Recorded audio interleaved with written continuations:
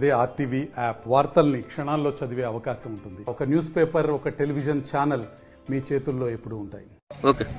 నా పేరు శ్రీకాంత్ వేగమంది. నేను ఇక్కడ పేషెంట్ కేర్గా వర్క్ చేస్తున్నాను. 7 ఇయర్స్ నుంచి చేస్తున్నాను. ఇంతకుముందు రెగ్యులర్గా సాలరీ పడేది, కానీ ఇప్పుడు అలా పడట్లేదు. Every month 3 months 4 months pending ఉంచేస్తున్నారు. మాకు నెల పడకపోతే మేము పిల్లల్ని వేసుకొని ఎలా ఇంట్లో డ్యూటీ ఎలా చేసుకోవాలి, ఇంట్లో పిల్లలు ఎలా పోషించుకోవాలి, చాలా ఇబ్బంది అవుతుందండి. ఎవరైనా కాంటాక్ట్ వచ్చి మాకు సమాధానం చెప్తే బాగుంటుంది. అందరం చాలా కష్టపడుతున్నాము. పేషెంట్ కేర్ కానీ సెక్యూరిటీ శానిటేషన్ వాళ్ళు అంతా వర్క్ చేస్తారు. ఇక్కడ స్టాఫ్ అందరికీ సార్ వాళ్ళు కూడా ధర్నా చేసినట్టు వల్ల 1 మంత్ శాలరీ ఇస్తామని చేస్తున్నారు. తర్వాత ఏం మాట్లాడట్లేదు. రెగ్యులర్గా ఎవ్రీ మంత్ శాలరీ వేయాలని అనుకుంటున్నాము. ఇప్పుడున్న పెండింగ్ శాలరీ కూడా మొత్తం కంప్లీట్గా ఇస్తేనే మేము డ్యూటీ చేస్తామని చెప్తున్నాము. వర్క్ ఎక్కడెక్కడ చేస్తాం ఎంత పడుతుందో కూడా తెలియట్లేదు. ఎంత పడుతుందో తెలియదు. పాత పిఎఫ్ అమౌంట్ కూడా మా ఇంకా ఉన్నాయి. అవి హోల్డ్లో పెట్టేశారు. మేము తీసుకోవాల్సిన రావట్లేదు. కొత్త కాంట్రాక్టర్ వచ్చి మా పాత పిఎఫ్ అమౌంట్ కూడా వీళ్ళలో గట్టి పెడితేనే వస్తాయని బయట ఆన్లైన్ అందరూ వర్క్ ఎక్కడెక్కడ చేస్తున్నామా? హాస్పిటల్ మొత్తం చేస్తామండి. శానిటేషన్ వాళ్ళు అంతా వర్క్ చేస్తారు. బాత్రూమ్ కలుస్తారు, క్లీన్ చేస్తారు, బయట మేము కూడా పేషెంట్స్ దగ్గర వాళ్ళు వర్క్ చేస్తుంటాము. ఎన్ని రోజులు చేస్తారు ఇంకా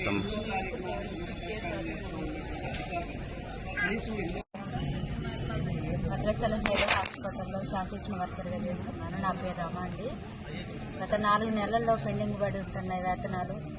4 నెలల నుండి చేస్తూనే ఉన్నాము. జీతాలు అంటే ప్రతిసారి కూడా మేము సమ్మె చేస్తేనే జీతాలు అంటున్నారు. కానీ ఏ రోజన్నా మేము ఇప్పటికొచ్చి కాంట్రాక్ట్ వచ్చి కూడా 1.5 సంవత్సరంన్నర పైగా అవుతుంది. కనీసం మేము అడగకుంటే ఏ రోజు కూడా మాకు జీతాలు అంటూ ఒక్క నెల ఈ నెల పడ్డాయి, ఈ రోజు మేము అడగలేదు, ఈ నెల మేము సమ్మె నోటీస్ ఇవ్వలేదు, మాకు జీతాలు పడ్డాయి అన్న సంతోషం అయితే మాకు ఏనాడు లేదండి. సంవత్సరంన్నర నుండి ప్రతిసారి కూడా మేము సమ్మె నోటీస్ ఇవ్వటం, సమ్మెలోకి దిగితే 4 నెలలు 5 నెలలు పెండింగ్ ఉంటే 1 నెల వేస్తున్నారు. మరి ఆ 1 నెల వేస్తే 1 నెలతోటి ఫ్యామిలీలు ఎలా గడుచుకుంటున్నాం? ఇచ్చేది అరకొర జీతాలతోటి, ఇచ్చే 11,000 తోటి చాలా ఇబ్బందులు పడుతున్నాం. ఇప్పుడు మళ్ళీ 4 నెలలు 1 నెలది ఇచ్చారు, మళ్ళీ 4 నెలలు పెండింగ్ పడి ఉన్నాయి. మళ్ళీ 4 నెలలు పెండింగ్ పడ్డాయని మళ్ళీ సూపరింటెండెంట్ గారిని కలిసి నోటీస్ ఇచ్చాము, సమ్మె నోటీసు ఇస్తే సార్ ఏమన్నారంటే సరే చూస్తామమ్మా, మేము కంపెనీ వాళ్ళతో మాట్లాడతామన్నారు. సరే సార్తో ఒక అవకాశం ఇచ్చాము, మళ్ళీ 2వ అవకాశం ఇచ్చాము. రీసెంట్గా మొన్న కూడా మళ్ళీ సమ్మెలోకి దిగితే సార్ ఏమన్నారు 9వ తారీఖు దాకా మళ్ళీ సార్కి టైం ఇచ్చాము. సార్ మొత్తానికి ఏం చేస్తారండి, ఇచ్చి బిల్లులు లేవమ్మా, నా చేతిలో అయితే ఏమి కాదు కదా నేను చేయడానికి అనేమో సార్ అంటున్నారు. ఇంతకుముందు కూడా ఐటీడీకి వెళ్తే ఐటీడీ పీఓ గారు 1 నెలది ఇచ్చారు. 1 నెలది ఇస్తే సరేలేరు కూడా మళ్ళీ 3 నెలలు పెండింగ్ పడి ఉన్నాయి. ఇప్పుడు 5వ నెల నడుస్తుంది. దయచేసి మాకు పెండింగ్ వేతనాలు ఇస్తే మేము ఆటంకాలు ఏం పరిస్థితి లేదండి. డ్యూటీలు చేస్తూనే ఉన్నాం. నేను రీసెంట్గా మొన్న కూడా డ్యూటీలు చేసాము. డ్యూటీ చేసి సమ్మెలోకి వచ్చాము. సార్తో కూడా మాట్లాడాము. సరే ఈ రోజు టైం, నిన్నటి వరకు టైం పెట్టారు. నిన్న వరకు కూడా వేతనాలు పడలేదు. మాకు చాలా ఇబ్బంది అవుతుంది. మరి ఈ రోజు సమ్మెలో కారణంగా సమ్మెలో కూర్చోవాల్సి వస్తుంది. మా సమస్యలు తీరుతాయి అంటే మాకు ముందు మెయిన్ కాంట్రాక్ట్ ఎక్కడన్నా ఎక్కడ రావాలి. ఈ రోజు వరకు అయితే కాంట్రాక్ట్ అయితే రాలేదండి. మేము ప్రతిసారి కూడా కాంట్రాక్ట్ కోసం మేము ఇంత పోరాడేది. ఎందుకంటే మా సమస్యలు చెప్పుకోవడానికి కాంట్రాక్టే కదండి, మాకు జీతాలు ఇచ్చేది కాంట్రాక్టే కదా. ఇప్పుడు అతను ఎందుకు రావట్లేదు? కాంట్రాక్ట్ రావాలా? మాకు పిఎఫ్ ఏంటి, ఈఎస్ఐ ఏంటి, మాకు అసలు మాకు వేతనాలు ఎందుకు బిల్లులు అవ్వట్లేదా? అవుతాయని నిర్లక్ష్యం చేస్తున్నాడా?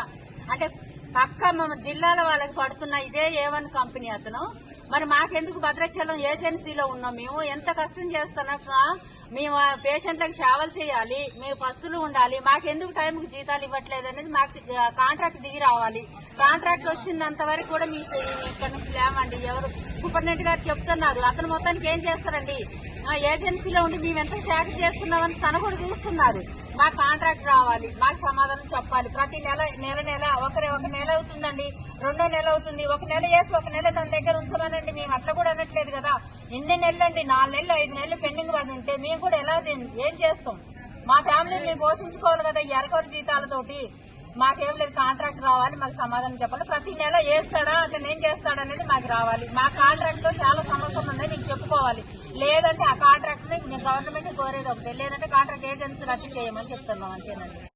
భద్రాచలం ప్రభుత్వ ఏరియా హాస్పిటల్లో పనిచేస్తున్నటువంటి కాంట్రాక్ట్ అవుట్సోర్సింగ్ కార్మికులు పెండింగ్ వేతనాలు చెల్లించాలని, వారికి ఉన్న సమస్యలు పరిష్కారం చేయాలని ఈ రోజు నుంచి నిధులు బహిష్కరించి మరి సిఐటియు ఆధ్వర్యంలో సమ్మెకు దిగడం జరిగింది. ప్రధానంగా భద్రాచలం ఏరియా హాస్పిటల్ అంటే 4 రాష్ట్రాల సరిహద్దుగా ఉన్నటువంటి ప్రాంతం ఇది.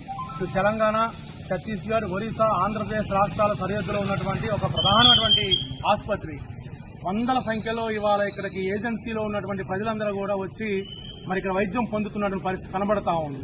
వాళ్ళందరికీ శుభ్రంగా హాస్పిటల్ ఉంచేదానికోసం ఇక్కడ శానిటేషన్ కార్మికులు కానివ్వండి, అట్లాగే సెక్యూరిటీ గార్డ్స్ కానివ్వండి, లేదు పేషెంట్ కేర్ లో పనిచేస్తున్న వాళ్ళు కానివ్వండి, వీరందరూ కూడా తగినటువంటి సేవలు ఇవాళ అందిస్తున్న పరిస్థితి చూస్తా ఉన్నాం. అటువంటి కార్మికులకి ఇవాళ వేతనాలు ఇవ్వకుండా ఇక్కడ ఉన్నటువంటి ప్రభుత్వం కానివ్వండి, కాంట్రాక్టర్ కానీ చాలా ఇబ్బంది పెడతా ఉన్నారు. గత 5 నెలలుగా పెండింగ్ వేతనాలు ఉంటే అవి ఇవ్వాలి అని చెప్పేసి వారం రోజుల క్రితం ఇక్కడ హాస్పిటల్ ముందు ధర్నా చేయడం జరిగింది.